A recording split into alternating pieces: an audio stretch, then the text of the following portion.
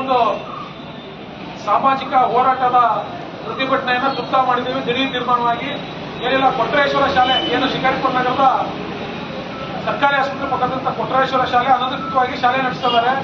ಯಾವುದೇ ಮುಂಜಾಗ್ರತೆ ಇಲ್ಲದೇ ಅನಧಿಕೃತ ಕಟ್ಟಡ, ಯಾವುದೇ ಪುರಸಭೆಯಿಂದ ಪರವಾನಗಿ ಪಡೆಯದೆ 3-4 ಅಂತಸ್ತಿನ ಕಟ್ಟಡ ಕಟ್ಟಿ ಆಟದ ಮೈದಾನ ಇಲ್ಲ, ಮೂಲಭೂತ ಸೌಕರ್ಯ ಇಲ್ಲ, ಸುತ್ತಿನಿತ್ಯದ ಯಾವುದೇ ವ್ಯವಸ್ಥೆ ಇಲ್ಲ. ಏನಾದ್ರು ಅನಾಹುತ ಸಂಭವಿಸಿದ್ರೆ ಅಲ್ಲಿ ಯಾವುದೇ ಮುಂಜಾಗ್ರತಾ ಕ್ರಮ ಮಾಡುವಂತ ಯಾವುದೇ ಸೌಕರ್ಯಗಳು ಇಲ್ಲ. ಅದ್ರ ಜೊತೆಗೆ ಮಕ್ಕಳಿಗೆ ಆಟ ಆಡಕ್ಕೆ ಆಟ ಮೈದಾನ ಇಲ್ಲ. ಅದ್ರ ಜೊತೆಗೆ ಪಿಡಬ್ಲ್ಯೂಡಿ ರಸ್ತೆಯನ್ನು ಸಂಪೂರ್ಣವಾಗಿ ಪಾರ್ಕಿಂಗ್ ಜಾಗ ಬಳಸ್ತಾ ಇದ್ದಾರೆ. ಸರ್ಕಾರಿ ಆಸ್ಪತ್ರೆಯಲ್ಲಿ ಯಾರ ಆಕ್ಸಿಡೆಂಟ್ ಆಗೋ ಏನಾರ ತುರ್ತಾಗಿ ಏನಾರ ಸಮಸ್ಯೆ ಆದಂತ ಸಂದರ್ಭದಲ್ಲಿ ರೋಗಿಗಳು ಆ ರೋಡಲ್ಲಿ ಓಡಾಡಕ್ಕಾಗಲ್ಲ, ರೋಡ್ ಕ್ಲೋಸ್ ಆಗಿರ್ತತಿ, ಬಂದ್ ಆಗಿರ್ತತಿ. ಇವರು ಅಕ್ರಮ ಶಾಲೆನ ರಸ್ತೆನ ಅಕ್ರಮ ನಡೆಸ್ತಿದ್ದಾರೆ. ಅದ್ರ ಜೊತೆಗೆ ಪೋಷಕರಿಂದ ಅತಿ ಹೆಚ್ಚಿನ ಡೊನೇಷನ್ ವಸೂಲಿ ಮಾಡ್ತಿದ್ದಾರೆ. ಇಷ್ಟೆಲ್ಲ ಮಾಡಿ ಈಗಾಗ ಬೀಳಲಿದೆ ಶಿಥಿಲಾವಸ್ಥೆ ಬಂದಿರತಕ್ಕಂಥ ಬಿಲ್ಡಿಂಗ್ ಅಲ್ಲಿ ಶಾಲೆ ಮಕ್ಕಳು ನಡೆಸ್ತಿದ್ದಾರೆ. ಹಾಗಾಗಿ ಕೂಡಲೇ ಈ ಶಾಲೆಯನ್ನು ಸ್ಥಗಿತಗೊಳಿಸಿ ಮಕ್ಕಳನ್ನ ಬೇರೆ ಕಡೆಗೆ ಸ್ಥಳಾಂತರಪಡಿಸಿ ಮಕ್ಕಳ ಜೀವಕ್ಕೆ ರಕ್ಷಣೆ ಕೊಡಬೇಕು ಅಂತ ಹೇಳಿ ಈ ಸಂದರ್ಭದಲ್ಲಿ ತಹಶೀಲ್ದಾರ್ಗೆ ಮನೆ ಕೊಡಲು ಬಂದಿದ್ದೇವೆ.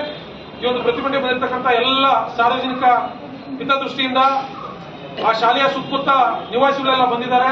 ಅವ್ರಿಗೆ ಈ ಸಂದರ್ಭದಲ್ಲಿ ಧನ್ಯವಾದ ಹೇಳ್ತಾ ಈಗ ತಹಶೀಲ್ದಾರ್ಗೆ ಒಂದು ಮನವಿಯನ್ನ ಕೊಡ್ತೇವೆ.